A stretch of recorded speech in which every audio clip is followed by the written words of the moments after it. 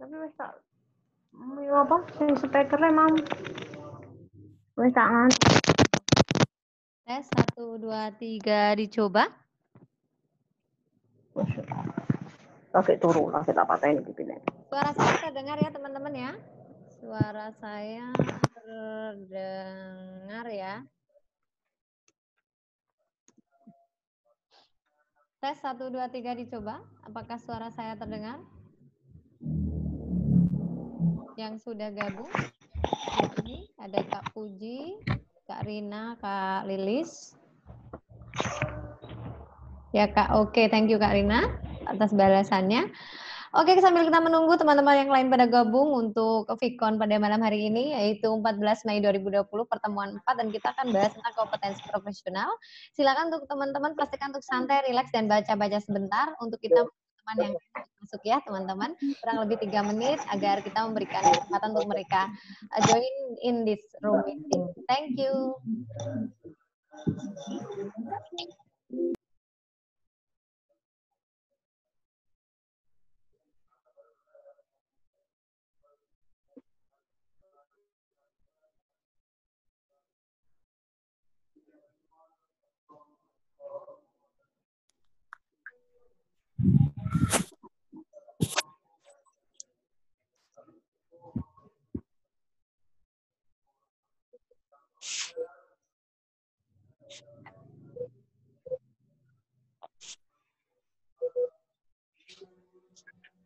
Oke, kita sambil menunggu teman yang lain gabung, teman-teman bisa sambil santai, minum dulu dan ngemil untuk menunggu teman yang lain join di room meeting kali ini.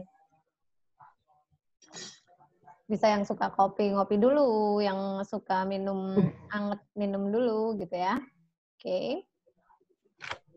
Sambil menunggu teman yang lain gabung dan memastikan untuk suara saya masuk, kita akan bahas tentang kompetensi profesional di malam hari ini. Kamis 14 Mei 2020. Kita tunggu dulu yang lainnya.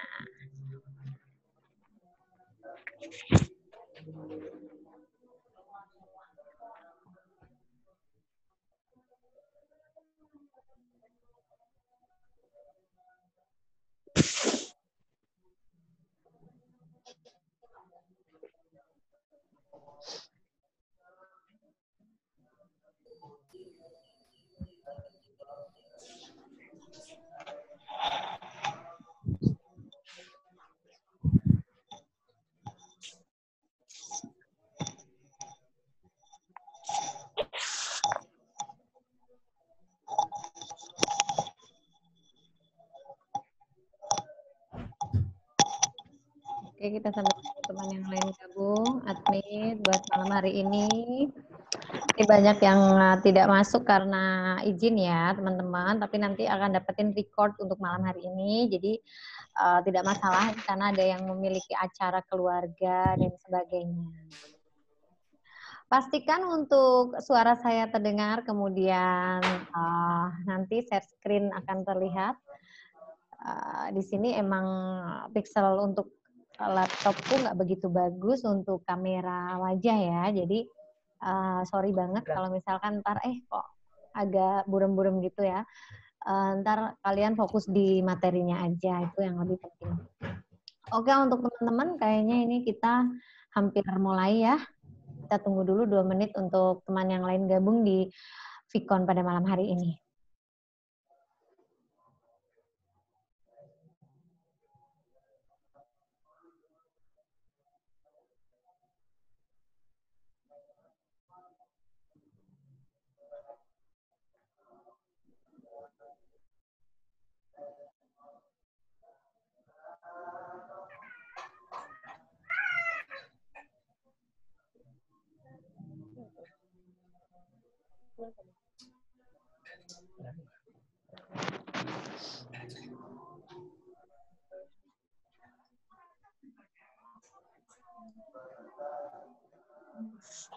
Kita tunggu dulu untuk teman yang lain gabung. Setelah ini kita mulai untuk pertemuan keempat ya teman-teman. Sambil dibuka dulu modul-modul yang udah aku bagi. Udah apa? Lagi masukin.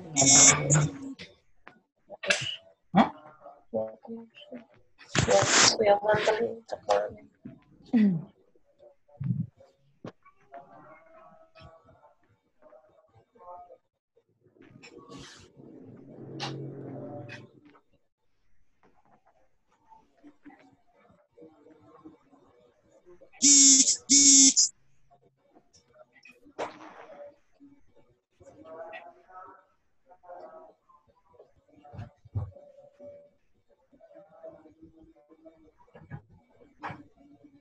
Kita tunggu teman-teman sambil minum dulu, sambil Anda ngemil dulu, menyiapkan modul dan sebagainya ya. Malam hari ini kita akan bahas tentang kompetensi profesional.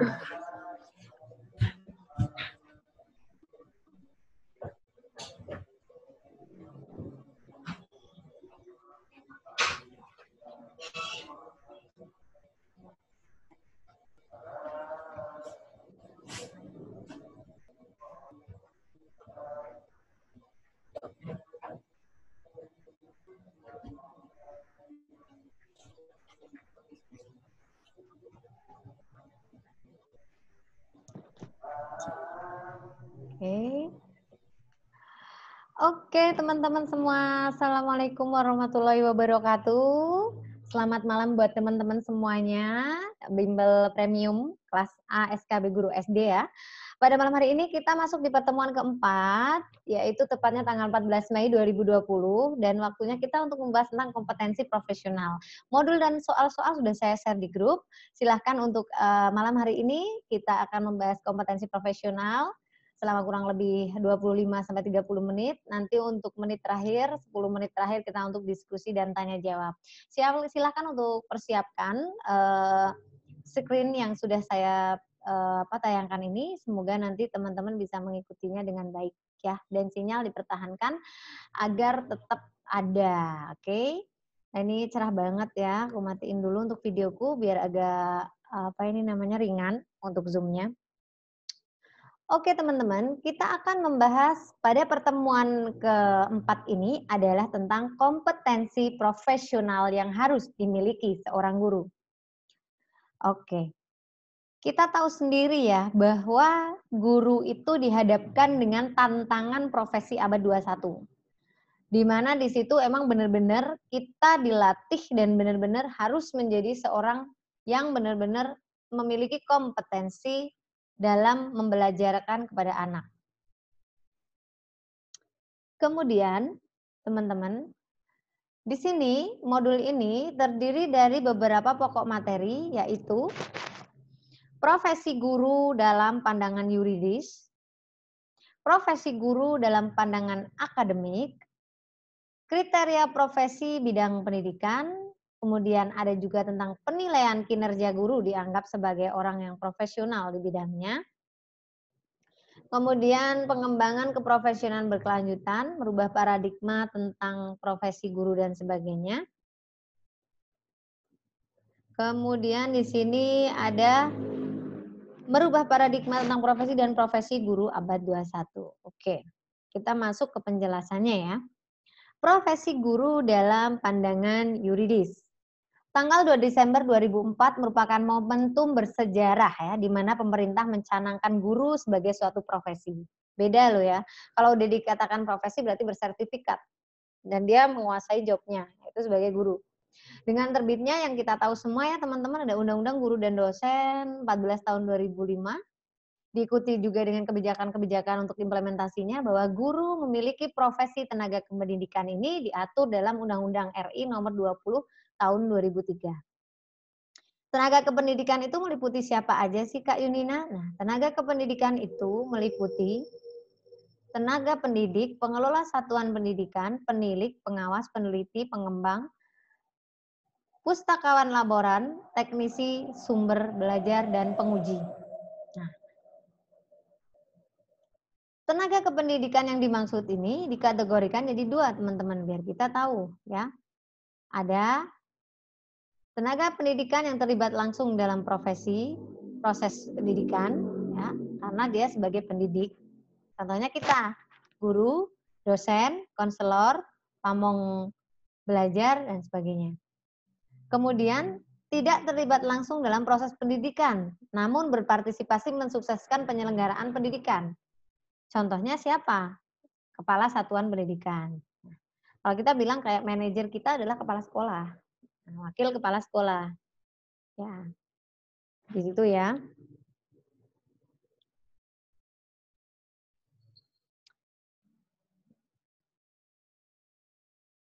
Kemudian di sini, guru adalah pendidik profesional dengan tugas utamanya sesuai dengan Permen, mendidik, mengajar, membimbing, mengarah, melatih, menilai, mengevaluasi.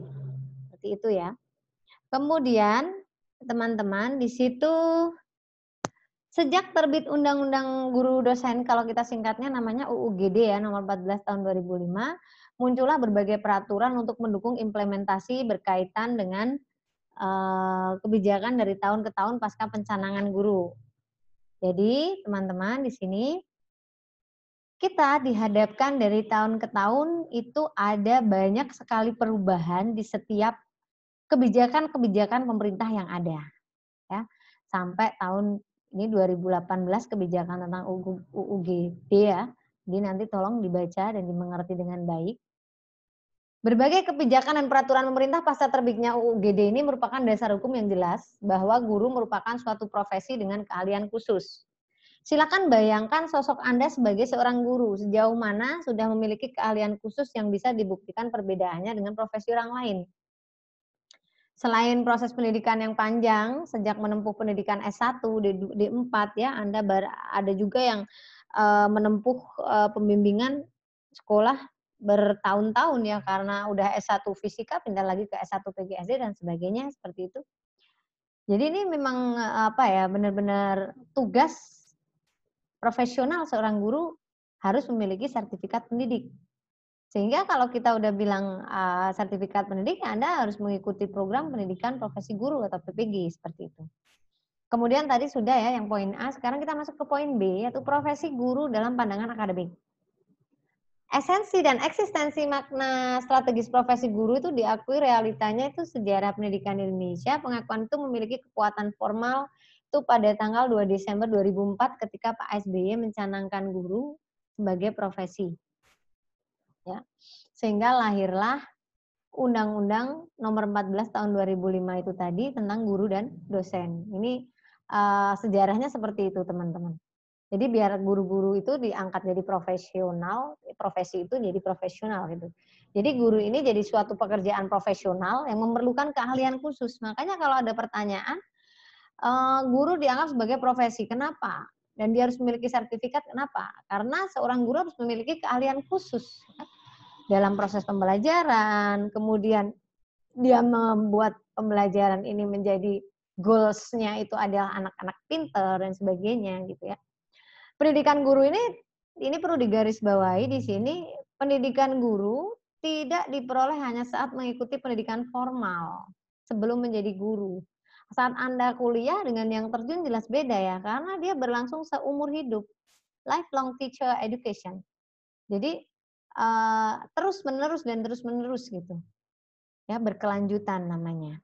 Nah, guru dari kompetensi profesional ini nih teman-teman, kita ini ditantang dengan kompetensi guru abad 21. How we can make adaptation, ya. Bagaimana kita bisa membuat adaptasi dalam ilmu teknologi. Sejauh ini seberapa besar teknologi yang telah kita kuasai. Bahkan kita harus berpacu dengan tuntutan perkembangan yang ada untuk bertindak inovatif. Perkembangan teknologi TIK yang ada dan sebagainya ya. Kriteria profesi bidang pendidikan ini nanti dibaca aja. Jadi kriteria profesi itu yang bagaimana sih profesi pendidikan Anda itu? Anda itu akan dinyatakan profesi dan profesional itu ketika Anda adalah pendidik, berarti sudah merupakan aktivitas intelektual ketika kita belajar bersama di bangku kuliah ya. Yang kedua adalah menggeluti suatu batang tubuh ilmu khusus. Yang ketiga, memerlukan proses pendidikan lama. Yang keempat, menjanjikan karir hidup dan keanggotaan permanen. memerlukan latihan terus dan terus dan terus. Jadi guru tidak hanya ngajar sekarang, ini baru bagus gitu ya. Besok-besok udah berubah lagi, ambiar belajarnya dan sebagainya. Itu juga tidak bisa gitu. Kemudian karir hidup dengan keanggotaan tetap dan sebagainya. Oke, teman-teman. Silakan nanti untuk keprofesionalan ini adalah sebatas untuk teori ya, tapi biasanya teoritis seperti ini yang keluar akan di soal. Sebetulnya kompetensi profesional itu lebih mengarah ke bagaimana kita menguasai mata pelajaran ke-SD-an. Ya, paling tidak masuk ke ranah SMP, sedikit tentang materi SMA. Sebetulnya dasar-dasar menjadi seorang guru SD, seperti itu. Nah, untuk teman-teman, ini nanti tolong mohon untuk dipelajari ya sampai halaman 11. Untuk di halaman 11 ini kita akan ngomongin tentang PKG nih teman-teman. Pernah dengar kan tentang penilaian kinerja guru? Pasti yang sudah terjun di lapangan pasti udah tahu kan. Pemerintah telah menetapkan berbagai kebijakan untuk meningkatkan harkat martabat pendidik. Nah, di sini guna menjaga mutu, maka diperlukan penilaian kinerja guru.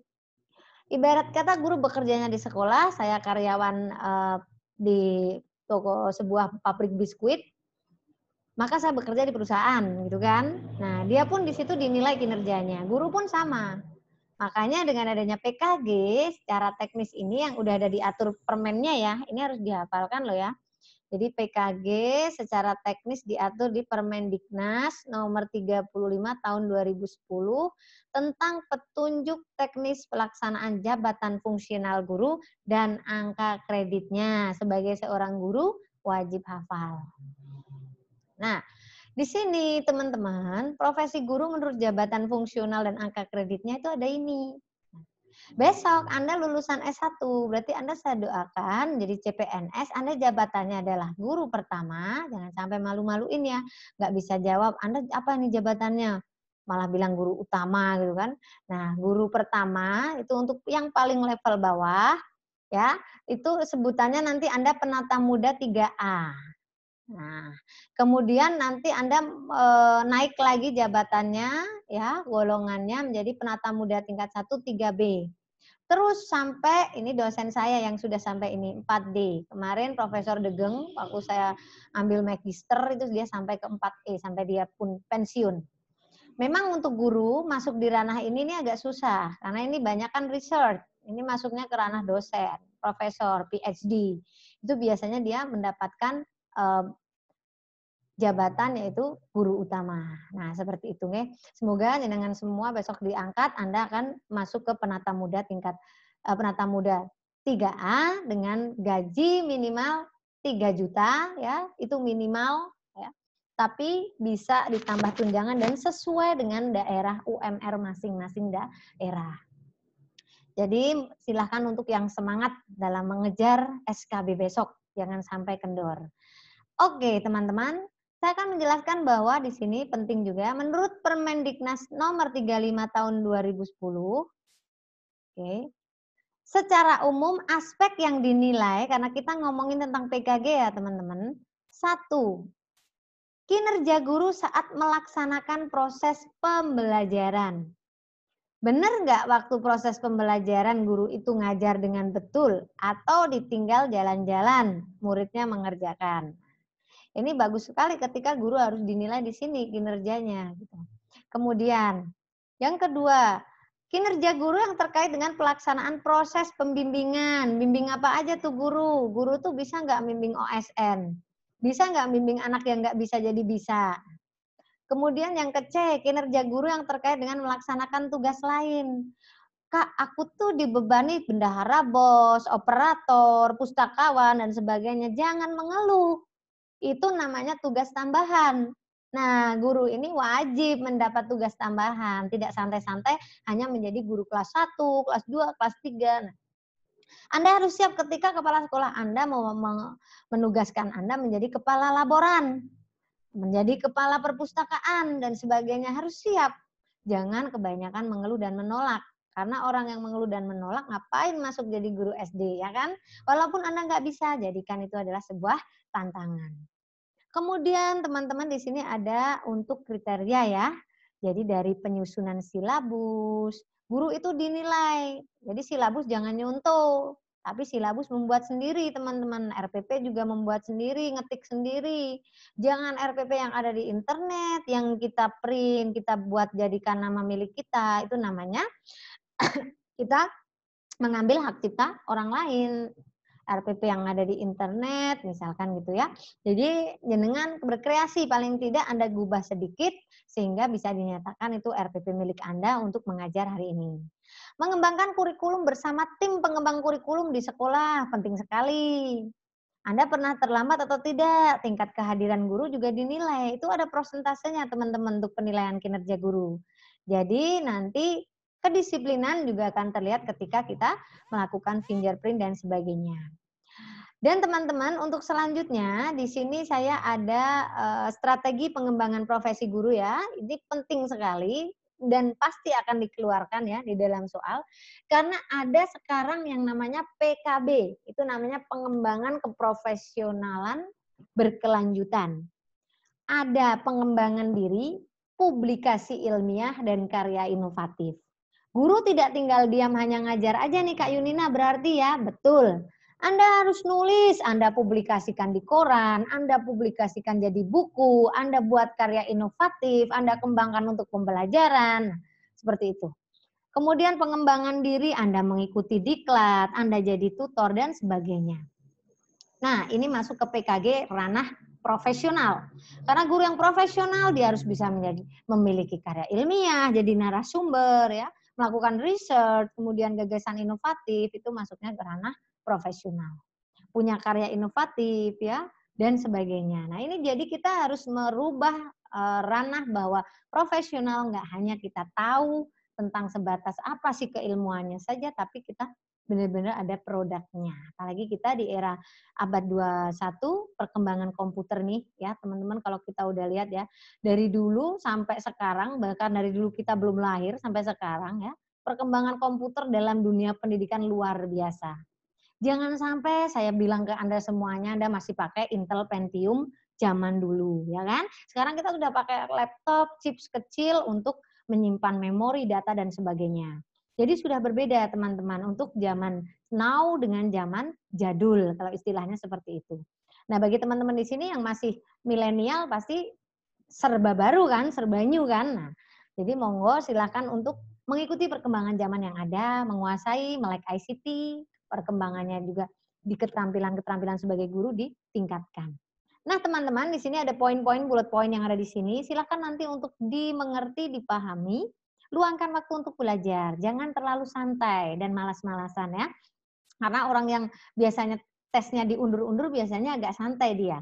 Kenapa? Karena akan ngerasa nanti aja lah Kak, baca-bacanya nanti aja lah. Nah, apalagi kalau anaknya rewel gitu ya, kita udah nggak fokus sama sekali. Nah, luangkan untuk setiap malam, ketika anak Anda sudah dalam keadaan tidur, Anda silakan untuk belajar. Bila perlu, Anda satu hari bisa sampai 10 modul, udah latihan 100 soal, dan sebagainya.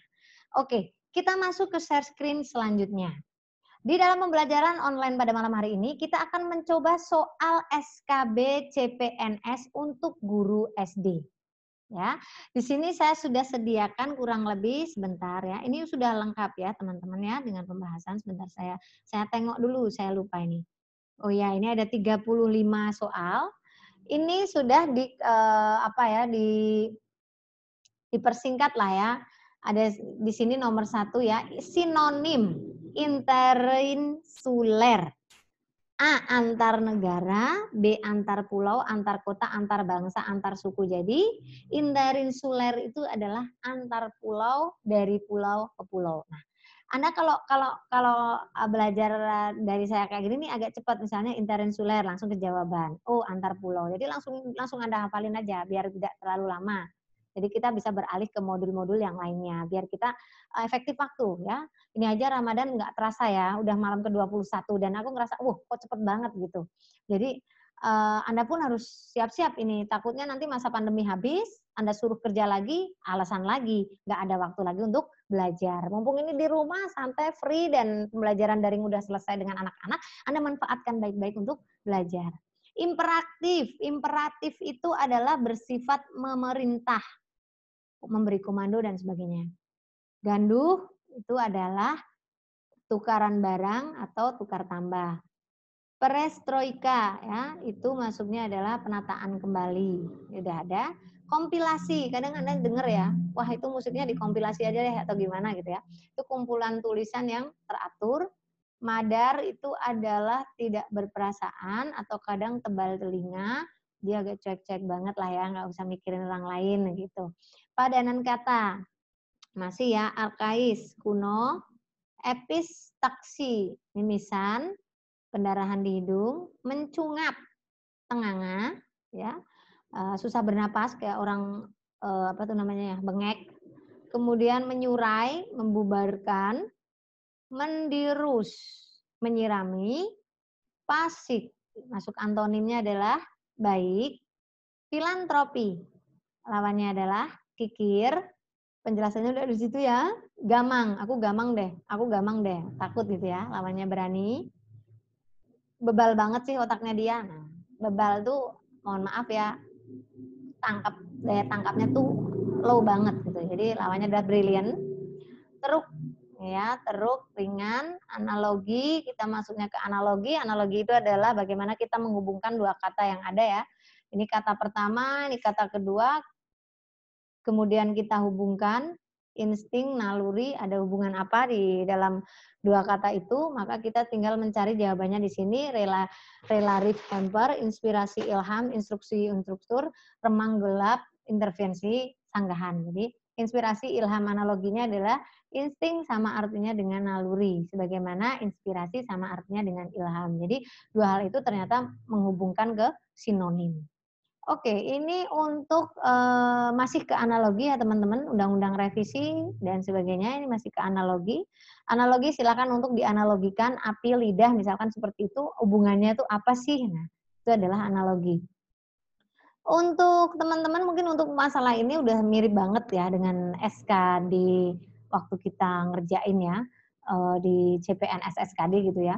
Jadi ini juga ada tentang bahasa Indonesia. Sebenarnya bahasa Indonesia untuk tingkatan SD itu kalau kita lihat kan simpel ya untuk anak SD, tapi untuk guru-guru itu biasanya agak dinaikkan ya. Bisa saja paragraf deduktif, induktif, kemudian ada juga pokok pikiran, kalimat utama dan sebagainya. Nah, ini langsung to the point. Kalau ini ciri soal to the point. Misalkan nih ada bacaannya nih ya. Nah, ini nih dia langsung penyebab terjadinya konflik dalam bacaan itu adalah tipsnya yang pertama, kalau ada soal bahasa Indonesia bacaannya panjang, Anda baca soalnya terlebih dahulu. Jangan baca bacaannya.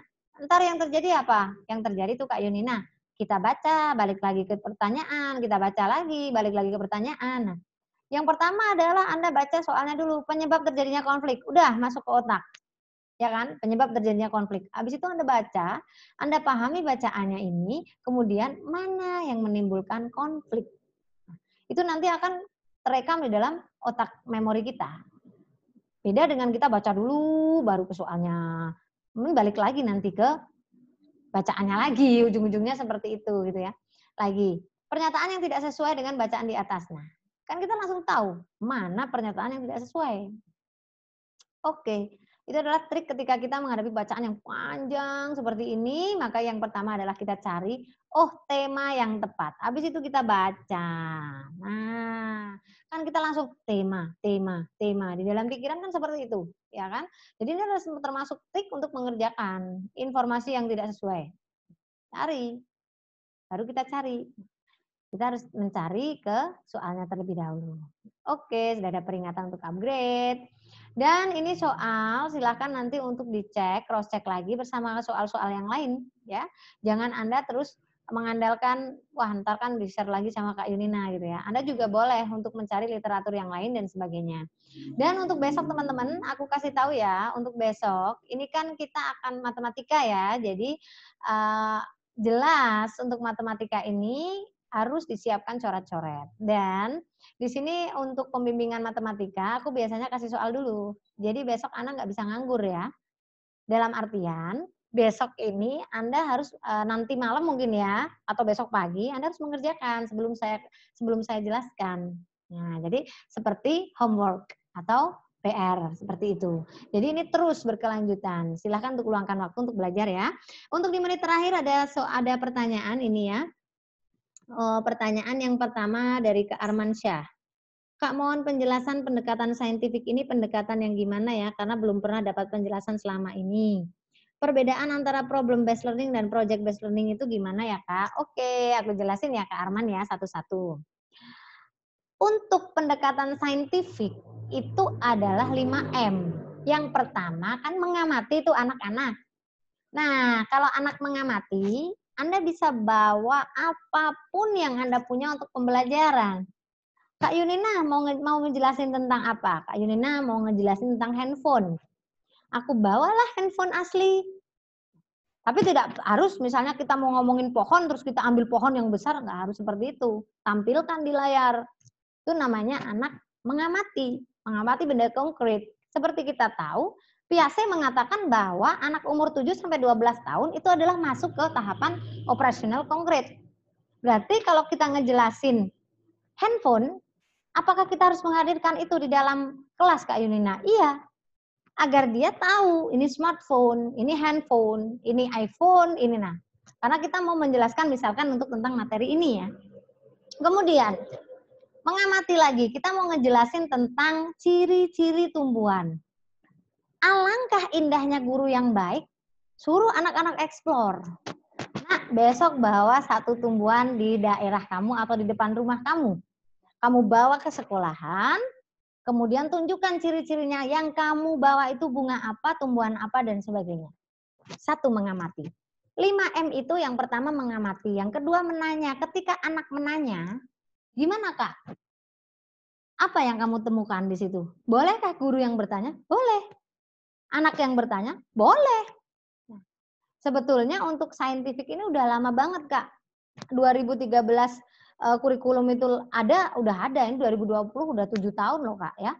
Dan Kakak belum paham juga. Nah ini emang harus banyak-banyak membaca dan banyak-banyak melihat video di YouTube tentang penyelaksanaan saintifik ini. Setelah mengamati, menanya, dia mulai untuk bagaimana dia mengumpulkan informasi-informasi dari pertanyaan itu untuk mengasosiasi, untuk menalar, ya.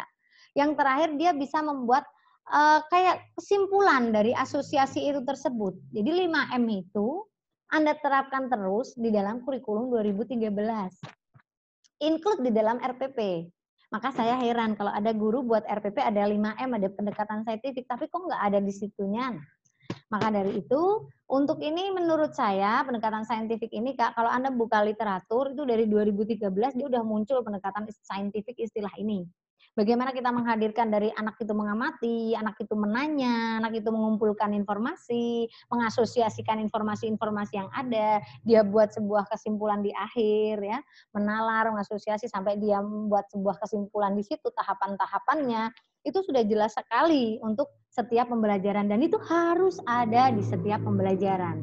Jadi kita harus mengubah mindset kita sebagai seorang guru yang tadinya ngerjain langsung bilang, Kak, luas jejar genjang adalah alas kali tinggi. Nggak boleh. Kita hadirkan jejar genjang, anak suruh mencari sendiri. Nah, itu maksudnya di saintifik. Pertanyaan yang kedua, problem based learning dengan project based learning beda nggak? Bedanya itu gimana ya, Kak? Beda banget. Problem based learning itu adalah problem. Berarti anak dikasih permasalahan dong. Kalau Kak Yunina ngebuang sampah di sungai ini, apa yang akan terjadi? Problem. Kita hadapkan anak dengan masalah. Kalau project based learning berarti kita berdasarkan proyek. Nah, kita buat sebuah miniatur tentang penanggulangan bencana banjir. Proyek ya, berdasarkan bagaimana pembelajaran yang ada di lingkungan kita, di kehidupan kita. Jelas beda banget Kak, problem dengan project. Sebenarnya kalau project ada karyanya, kalau problem kan kita thinking about the problem. Bagaimana kita memikirkan masalah ini, memecahkan masalah ini, dan kita bareng-bareng sharing. Jadi memecahkan sebuah masalah, seperti itu.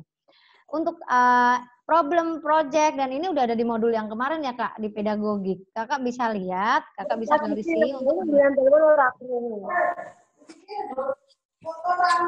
Ya Allah. Oke, yang ingin bertanya boleh menghidupkan speakernya. Selain Kak Arman, waktunya tinggal 4 menit 16 detik. Silakan untuk manfaatkan waktu dengan baik untuk bertanya. Bisa hidupkan speaker Anda, salah satu orang yang mau bertanya saja. Nanti kalau saya hidupkan semuanya, bisa rame ya, suara di mana-mana bisa masuk. Oke, silakan yang ingin bertanya, saya tunggu. Bisa nulis di kolom chat juga. Yang udah ngirim kolom chat hanya Kak Arman aja ya, yang lainnya mungkin pada ngantuk karena mungkin baru buka puasa. Jadi udah agak-agak ngantuk gitu ya. Silakan untuk teman yang lain boleh mengaktifkan speakernya untuk bertanya. Bagi teman-teman yang sudah WA ini kebanyakan pada izin ya karena kebanyakan acara, mungkin nggak masalah ya, nanti bisa lihat rekapannya. Kemudian untuk teman-teman yang nggak bisa bertahan lama dengan sinyal, silahkan untuk mencoba mencari sinyal yang lumayan kuat, ya bisa jadi di saudara atau dan sebagainya seperti itu. Oke, ini ada pertanyaan yang muncul tadi waktu, oh ya ini, dia bertanya tentang besok matematika ya. Jadi nanti aku kasih soal, silakan tuh dikerjakan. Besok kita akan bahas gimana sih Kak Yunina, Anda juga koreksi catatan-catatan Anda tuh, coret-coret Anda tuh bener nggak dengan yang nanti akan aku bahas di Pikon, seperti itu. Jadi silakan untuk nanti langsung dikerjakan, atau besok pagi, waktu setelah subuh, setelah Anda sahur, setelah subuh itu waktu yang enak banget buat belajar.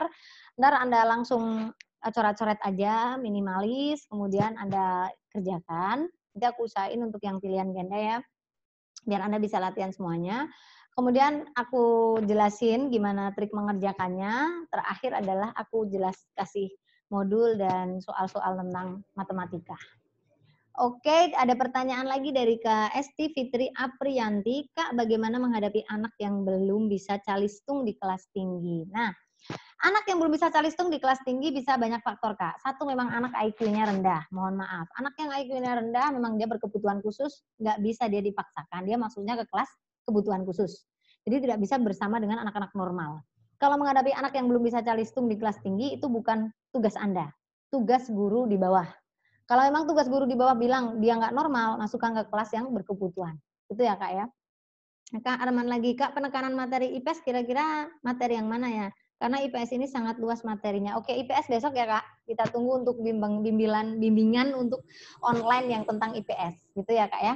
Jadi untuk kompetensi profesional pada malam hari ini kita buat conclusion bahwa guru-guru di era sekarang ini sudah dituntut profesinya menjadi guru profesional. So, untuk profesional, teman-teman nanti baca modulnya dan latihan soalnya dari Kak Apip. Kakak, bagaimana cara mengatasi suasana kelas yang terganggu karena kebisingan di luar kelas? Ya, mengatasinya adalah kalau Anda merasa terganggu di jam itu, Anda keluar dong ya, pindah tempat. Anda yang ngalah, gitu ya, mengalah bukan berarti kalah loh Kak ya, tapi memberikan pelayanan yang terbaik untuk anak.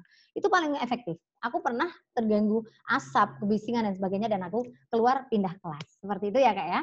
Thank you buat kebersamaannya malam ini, pas waktunya limited banget. Thank you buat semuanya, semoga sukses ya semua. Jangan lupa belajar dan videonya aku share. Salam sukses, salam smart up. Wassalamualaikum warahmatullahi wabarakatuh.